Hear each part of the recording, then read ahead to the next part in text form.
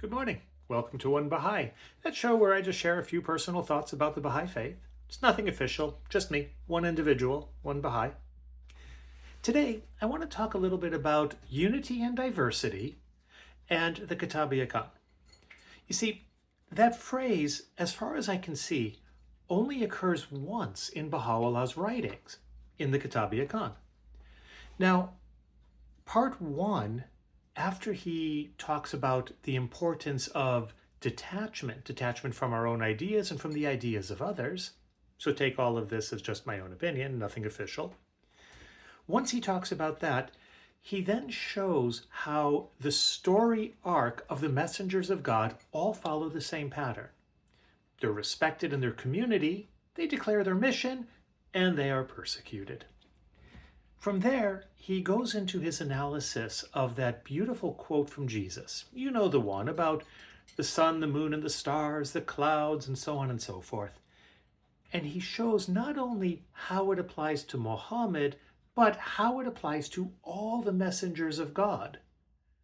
He shows that they are all following the same pattern.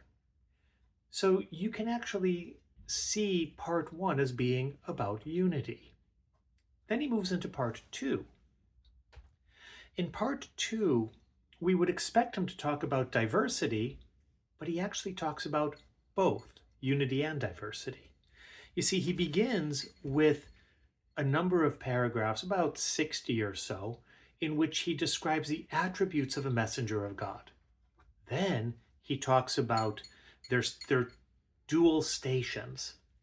First, he talks about the first station, that of absolute unity, essential unity, showing how they are all the same, to make no distinction between them.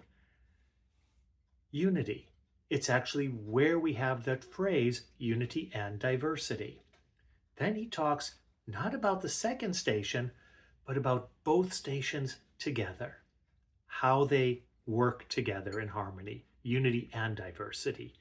The diversity being how they were born at different times, they lived in different cultures, their laws are applicable and important to the culture in which they were revealed, meeting the needs of the day at that time.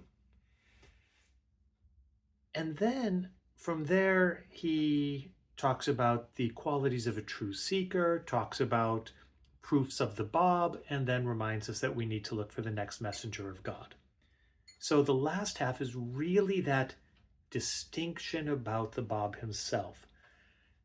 So unity and diversity, it's so cool to me because he demonstrates it in the way that he reveals his writings.